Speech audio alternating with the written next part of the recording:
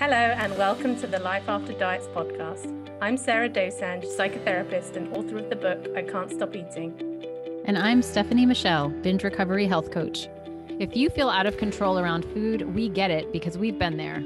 Thank you for joining our conversations about how to make peace with food and feel more comfortable in our bodies. Now on to this week's episode. Hi, Steph.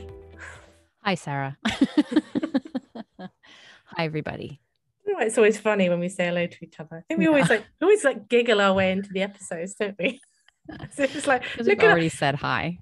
But also, I think it's like we just can't believe that we're actually doing a podcast. Look at us, we're doing a podcast. We still like our amateurs. I know. But yeah, so today anyway, we are going to talk about why is it that some people can diet? Because we can argue non-stop about whether diets work or not, but there are always going to be examples of where it seems to work. And maybe we'll even title it, but it's not fair. Why can some people diet? It's not. I even want to maybe expand it. It's not even just dieting. It's like, why can some people control their weight, which I suppose is dieting. But I think that's how I hear it and see it more and how I feel it more, right? Like there's people in my own life that I'm like, I know that you're a bit weight suppressed, but you just do that all the time. Why? It's not fair. I like this topic a lot because I think it's really relevant. It's very compelling. It is a good question. And I think we were having a discussion once. I don't know if it was on the podcast or not on the podcast. And I remember you saying, I just know it doesn't work for me. I still feel like I've got this little thing in my head or body that's like, no, you don't. It's just like, don't you do it. I feel it intuitively. And I think it might even be, I have to say, I don't know if I want to go here, but I guess I will since I'm already going here. Like, it's almost like a trauma response in a way. Like I think back to when I was restricting in my teens, right? So this is when my body was developing. It was essentially still in puberty. I was not getting a period. I had, because I was restricting. I remember getting in the shower every day, just completely dizzy. Every time I stood up, it would be black for a few seconds before it would clear and I could walk. And this was like, okay, good. I'm still on a good path. And I was exercising like crazy.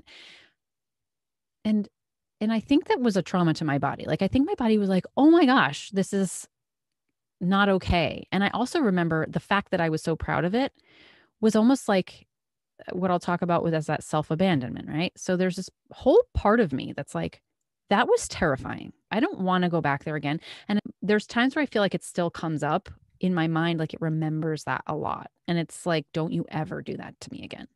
And I had a client who recently spoke to me. She's gained weight in recovery. And she's like, I still feel like my brain is telling me that I'm X pounds, like this certain amount that she was. And she's like, it's weird because I'll look in the mirror and I'll see somebody totally different, but it's like, it's my brain is still operating like I'm underweight and still at risk.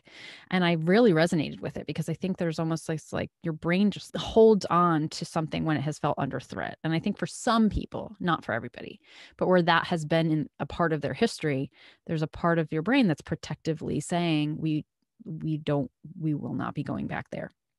Mm-hmm. So that makes a lot of sense to me with extremes. When you're talking about feeling dizzy and a lot of these very, your body is speaking and saying, we're not getting enough food. But for those of us, I include myself here, who didn't feel like we ever took it to any kind of extremes, it seems like such an overreaction. The binging seems like such an overreaction. When I hear about people who've gone through a very restrictive patch first, I'm like, well, yeah, like that makes sense. It is a trauma. Like the body is really under threat.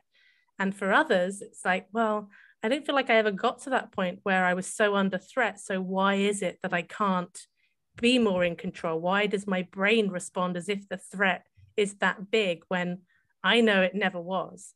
Yeah. Well, I mean, I think there's other reasons for this, right? So this part that I'm talking about, this trauma response almost is not the only reason that could happen. By the way, I was 16 though. Like, come on. Like there's this idea of like the body, like letting go of that, but it doesn't. But I think also like there's other reasons that come into play. Who knows? It might not take very much. It might just take a little bit of weight suppression for the body to feel like that wasn't a good place to be and that wasn't where it wanted to be. I mean, who are we to say what extreme is extreme enough? And the sensitivity of our systems. So one person's system might find that might be okay with that. And I think that might have to also do with one of the reasons that I really do believe that this is different for everybody is that everybody has different weight set ranges, right? So where someone has a higher weight set point or set weight range, there might be more sensitivity to pushing under that. What are you laughing at? It was just the way you said that. When you were trying to find the words, I don't know, I just giggled. I said something I didn't realize. Yeah, I think there's different sensitivities of our systems as far as where it's willing to go. And I know that personally, I feel like my body has a more robust frame. I just have more robust appetite, and I just am hardier. And so I feel like my body's like, we need that. Like that's part of us. We need food. We need good quantities of food, and we need to have padding, and we need, and so when you try to threaten that, like for someone else who might not have that sort of like robustness of frame or something, that might not be as much of an issue for the body. To be smaller is okay. It just feels more safe to that particular body. So do you think then on the whole that this is about biology? This is coming from the body? No. Oh. No, I think it's also psychological. I know people who are very, they operate very black and white and with clear-cut rules and are very goal-oriented people. And it's like that one-track mind. And those are the people for whom, like, it's almost like they get in this way of like, I control my body and it's easy to stay there. Whereas a different person's psychology, like me, would be like, yeah, but what about, and like has more of like, I'm always looking at the other side, or I'm being devil's advocate. It's harder for me to stay on one track of thought. I will always try to find the exception to the rule and challenge it. So my psychology itself is not going to be on board with following one clear path and not questioning it. Right? Mm-hmm. I would think you're the same. Yes. And it made me think about the idea of negotiating. Some people will just decide something and not negotiate about it. I also think of the I've blown it thinking that comes in.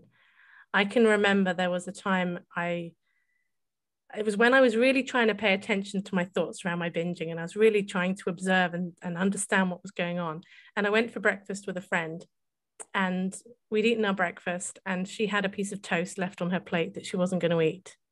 And you know what it's like when you're in that binge, just when you struggle with food in any capacity, you see someone leaving food and you're like, what are you doing? So I asked for some jam. I wanted something sweet in that moment. I had this craving for something sweet. So I asked for some jam, and I had some jam, and I ate her piece of toast with the jam on. And I remember afterwards thinking, oh, I shouldn't have done that. Why did I do that? Well, this afternoon, I might as well just go and get a whole load of other foods and go and sit on the sofa and eat them this afternoon now. And I caught it, and I saw my mind going off down this trail from having just had a piece of toast with some jam on, and then judging myself for it, because I didn't really enjoy it, because I was eating it in it felt kind of a bit of a compulsive thing. And then my mind straight away was like going into this, you've blown it thinking, you might as well. And that, I think I hear people relate to that a lot. And that was so my psychology around it.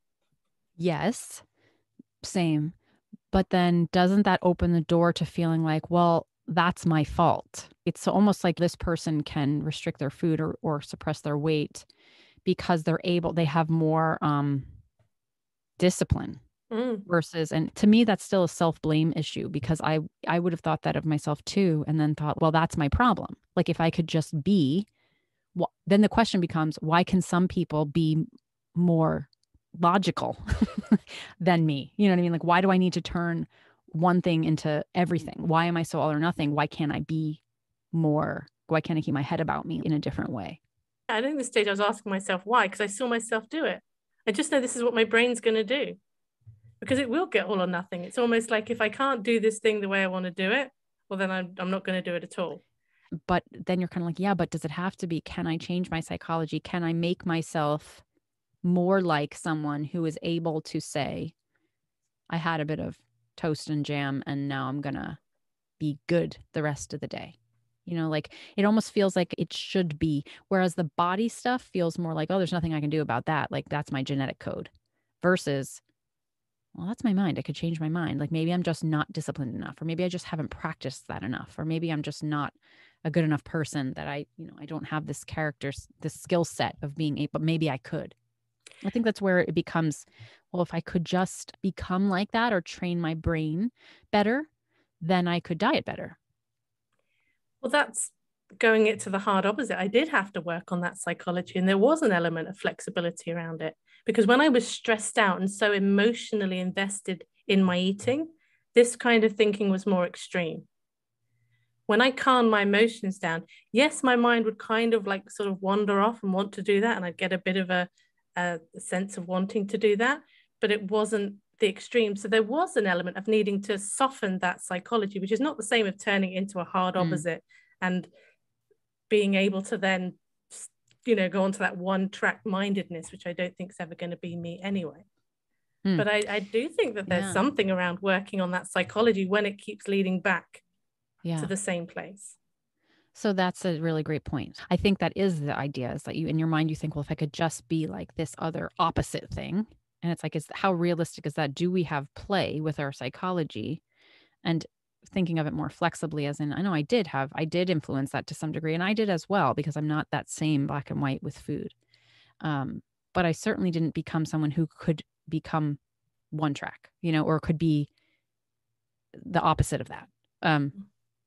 To what degree do we have control over these things? I don't know that everybody that I think of that controls their weight and controls their food a bit is necessarily one track. I hear the one track people. I've seen them, definitely. But I've also seen the people who are much more, and to be honest, these are normally cis men who are much more, oh, I've gained a few pounds. I'm just going to I'm just going to cut back a bit, maybe drink a bit less alcohol. And then that weight comes off again. So there is this decision to make some shifts in their behavior, but it isn't done in this all or nothing way. Yeah. And that to me has always, I think the way I've always understood this is these are not the black and white all or nothing thinkers. The one track mind things, they are the black and white thinkers as well. It's just a different kind of manifestation of that. But these people, these are they're very gray thinkers. They're not emotionally invested. So if they're saying, okay, I'm going to cut back over the next couple of months because I feel like I've been eating a bit too much and maybe I've gained a few pounds and I want to take it off. They can still go and have an evening out and eat in a free way. And then the next few days, they will just be a little bit more conscious. They do it in such a, there's an intention behind it, but it's so calm. And I think they do have biology on their side to some degree as well. I think they don't have the same emotion. They're not identified with the results. They want this, but it's almost like they don't want it as desperately as those of us who swinging between trying to control and out of control do. Yes, I agree. I wrote an article on this topic once, and the people in my mind who came to, one is this person I'm talking about who's very black and white and just goal-oriented person in general, very dynamic person, anyway. Another was this woman I used to work with who she posted on Facebook one day, oh, I've lost X and X pounds on X and X program. And I remember thinking, it was at the time where I was in my recovery, and I was thinking, again, this question came up for me, how does she do that? But she's one of those people who's she never cared. She obviously cared enough to do it, but she's not someone who identified with her appearance. She didn't have this over-identification with her appearance that I could tell at all. And I think that was part of it. I remember thinking when you're more relaxed around it, it gives you this freedom to not over-identify with it, and there's not so much invested in it. And then it's just easier. And I don't know how much you can untangle that once you've already become invested in this, and I don't know that you get out of it once your cells learn to fire that way. Agreed. And even this sort of statement, diets don't work, is a very black and white statement. Yeah. And I think what I see happening is people are like, oh yeah, I've been dieting for years. It's made things worse. Diets don't work. What a liberating thing. I'm not going to diet. And then someone in their life does. and seems to do it successfully. And that triggers everything. When people talk about getting triggered by other people's weight loss, this is what has happened. It's like this universal statement of diets don't work is being threatened by what looks like somebody being able to go against this. Yes. And that's why I think coming back to this idea of the question I think each individual is to ask themselves is not whether diets work or not. It's like, do diets work for me? For you. Yeah. And really bringing it into because then if somebody else is doing it, it doesn't have to mean, oh, actually it is possible. You're just not managing to do it. It's because you need to change the way you think, or you need to change this. Yes. I think that can be a useful reframe. If you want connection and support around any of the topics we talk about on the podcast, we would love for you to join our membership community. Members have access to monthly online support groups, a private Facebook group, live episode recordings, and member-only Q&As. If you would like to join us, please head to lifeafterdietspodcast.com/community. Now let's get back to the episode. This is about knowing your boundaries. And I think it is, for me, I would fall into comparison all the time.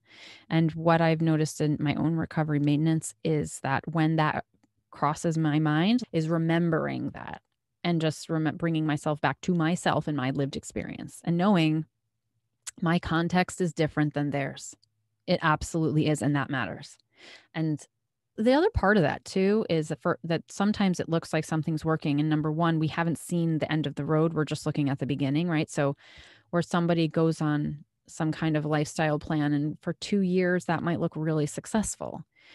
And then one of two things, well, more than two things may happen, but one thing that may happen is that eventually that dwindles, or you don't know what goes on behind the scenes and how obsessive it's become or what's being sacrificed for it. So like I know somebody who lives and breathes the gym and their food, like it's kind of their whole life. And it's been built into their lifestyle, yes, but there is an obsessive quality to it. And so, sure, you might be able to do that if you had the time and space, but would you want to? And also, do you have the time and space? And there's like just differences in the way we exist differently and have different resources and different desires. But I think there's something about this assumption, though, then if somebody does diet and loses weight, that there must be, like behind the scenes, it must still be falling apart, really, because we don't know what's going on behind the scenes. And a lot of times there will be things going on behind the scenes that we don't know of. But also maybe sometimes it's okay for that person too. Yeah. And that doesn't have to mean something about us. It's almost a way of going, well, it's got to not be as good as it looks on the front, because if it's as good as it looks on the front, that means I don't live up to that. It's almost like, can we try to remove that part without having to assume that it's falling apart behind the scenes? Yeah, I hear you and I agree with you. I just think that we need to cover all bases, because sometimes I think I have clients who are influencers who present one way and who aren't, right? So like we need to have that awareness that could be going on too. But I like your point about what if they are, and then how do we exist with that? Yes. But that gets people. And that's, I think, one of the biggest sources of this discomfort with this is like, but I want to. And if they can, why can't I? Mm-hmm. If it's not rooted in disorder, if it's not, just the beginning, or if it's not like if it is just this, they just can. What does that mean for me? Yeah. I think that is the question for us all to ask ourselves, right? We do that thing all the time where, and it's so human, right? To see what someone else is doing and to go, well, if they can do it, I should be able to do that. I think that I just can't for whatever reason. Like whether it's my psychology, my hormones, my brain chemistry, my emotions, my set point, my whatever it is, like there's all kinds of possibilities and probably a whole combination of a lot of things. That was, and I would direct people back to our episode on humility, that was the humbling part. Yeah. Right? Yeah. To go that's not me. Yes. Yes. So a certain amount of just like looking at it in the eye and not running from it. There's grief in it too. This isn't me. And it makes me angry. It makes me sad. It makes me frustrated. At different times, different things. At sometimes it might make you okay. You know, there might be times where that feels okay, and there might be other times that it doesn't. And can we sit with that, or be with that, or feel that, or Yeah. And also, because I think when we're going down this very hard line of diets don't work, there's that real desire for everyone around you to agree and see it. You see this a lot. People can become quite evangelical in their lives, you know, with people, with friends and family and that kind of thing. People who are not interested in the kind of non-diet message, and having that experience of someone close to you losing weight. And I'm sure other people can relate to this, thinking, oh, well, it's going to fall apart at some point, and wanting it to. Because if it doesn't, how does that threaten then your beliefs, your message of saying actually diets don't work if somebody close to you is managing to do it? Yeah. I identify with anti-diet culture, but not anti-diet or diets don't work anymore because of that. Because it's like, well, sometimes they might. And then what does that do to does that just poke holes in my whole thing? It needs to be okay with me if they do. Yes. Yes. I will find greater peace in that, because then I could just be with it, the whole thing. Like there's no part of me that's got my eyes covered. It's just like, well, okay, but it's not my road. It's not my journey. It brings me back to myself. I also think that a lot of times where that envy comes up or the comparison comes up, it's worth looking a little more closely at what it is. So yes, to some degree, it's like I'm just envious of the body, but also sometimes it comes up for me where I notice myself comparing. What I'll be drawn to, or what the comparison is really around, is something that I am capable of, but I'm not necessarily focusing on. For example, I would really envy somebody's two things. It was thematically. One was structure. Again, because I think inherently I do better with a certain amount of structure. It makes me feel more, I don't know. It just works better for the way my psychology is so all over the place. It helps me.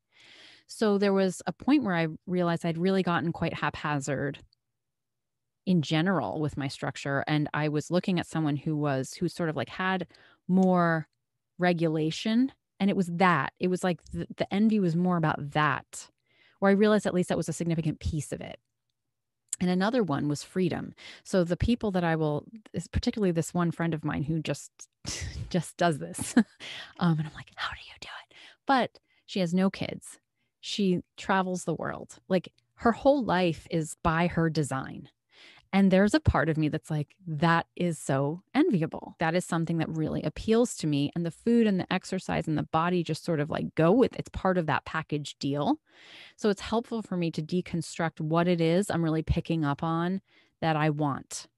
And then looking at that rather than just assuming it all has to do with one's body size, or the way that they're relating to food. It might have to do with the reasons why that's part of their life. And what about that can I bring in without threatening my own recovery? And structure is something that I eventually did say, like, I do crave more structure and I want some more organization around that. And I was able to do that, and that feels good to me, and that's not a problem. Because there's also flexibility in that, but it was still appealing to something that I was wanting anyway. It wasn't necessarily even about the body. Mm-hmm. But I think that's a really good point about what it is we believe we're capable and what we could do. Because if you're in this tentative place where you're struggling with your eating and someone manages to apparently diet, if you think that's something you should be able to do, that is the triggering part, right? I guess. And if you feel it, like you say, you feel it, you know yourself, and you just know that that's not something you can do, and it's not even an option, then other people can do that. And it's not, there might be a bit of that'd be fun to be able to do that. Yeah, I'd say someone who, I don't know, can do the pole vault. I might look at that and go like, wow, that's a really cool thing to do. I'm not there going like, oh my goodness, I should be able to do that. Absolutely. So when somebody writes a book, I'm like, oh, there's a part of me that's like, I want to write, because there's a part of me that knows I could write a book and wants to write a book and like can. But if somebody draws makes a painting, I'm like, that's beautiful, but I can't do that. It's not something I'm comparing myself to. So yeah, I think that there is a certain amount of this comparison and enviability that speaks to our own, like, where am I not meeting my potential, idea. Yeah. So what do you do with that? With what? With feeling like there's something within your reach or that you could do that you're not doing, if you feel that that's true. I think that feeling there is just a near constant feeling for me in life, always. Whether it's no longer about food, it just shows up somewhere else. That, to me, that question there sounds like a bigger philosophical question about striving and arriving at something and finally being good enough, achieving all of those kinds of things that we place so much value on, and other people seeing our achievements as well, the recognition, all of these perhaps quite human desires. Feels like a big question, Steph. I think it is. I think it's just easily put on the body. But you're right. I think it does show up. It's whack-a-mole. It'll show up somewhere else. Yeah. I mean, for me, the only way I really get relief from that feeling is when I just go into some kind of acceptance of the here and now. And when I'm compassionate to myself, and when I just give myself a bit of a break. My YouTube video that goes up today is called Watch This If You Feel Like You're Failing. And in it, I don't talk about binges, I just talk about how I always feel like I'm failing. So you're not alone. We're all failing together. Well, it's like, it also, then if that's true that we feel this in life, then even if we achieve that thing, your expectations will extend, just get bigger, or they'll just go somewhere else. So how do we live with the feeling? And I think sometimes looking at it from the opposite point of view, where this isn't always going to feel true for everybody, but where are you now that maybe a former version of yourself would have been proud of? For me, I get it. And I have done that before and got relief in doing that. That still feels a little achievement based for me. Yeah. And trying to pull back and trying to just be okay, just, I don't know, sitting on my sofa on a Wednesday afternoon, just there, just with me. Can I be okay with that? Can that be enough? Usually, no. Yes. No, it can't. I need to be doing something, or, feeling like I'm getting something done, or at least distracting myself from feeling like I should be getting something done. This just speaks to that, the struggle, I think, of just being rather than doing, being with ourselves and being okay with what is. I don't know. I have like something in me is not quite on board with this. I feel like as humans, maybe it's the occupational therapy background, which is rooted in the idea that humans find meaning through doing and that we are conditioned to do. I don't think it's the same, though, to say that we feel like we should be doing in order to feel worth or to feel okay versus just wanting to do to feel calm. I think they're different because I don't feel like that's not entirely true, but there's plenty of times where I don't necessarily feel like I should be doing something, but that I want to be, like keeping myself busy in some way is helpful to my brain. And I think maybe there's a part of that that's demonized as like, oh, you're running away from yourself, or like you can't just sit with yourself. I don't think that's necessarily the case. I think sometimes our brains just inherently respond to doing. Some, not 100% of the time, but just that they do. Like it's part of how we function. Agreed. I think we want to do things, and I think there's probably I certainly relate to there being kind of a natural inclination to grow and develop and do things and create and all of that. But for me, there's something about if that comes at the expense because I can't be, because being is so uncomfortable, that it's like it comes from a different place. And that stuff doesn't always come from that place of not being able to be, but sometimes it has that quality to it. So I'm relating this back to our topic. And it's kind of like, if you reach a point of feeling like you're at your weight set range and that your food relationship is more or less okay, how intolerable is that? Is that like sitting on the couch? Is that like being like, I should be doing more. I should be losing weight now, or I should be better. I should be snacking less, or, it's like, how does this fit into our whole idea of we're not enough? We're not doing enough. We're not reaching enough. Our goals aren't high enough. I think it's something for me around hoping that the things I would achieve would change the way I felt about myself in some way. I always thought, if I get a handle on this eating thing, I'll be able to do anything. That's like such a success to do that. So I expected to feel like a success. And whilst there is some relief from that, it doesn't feel like that.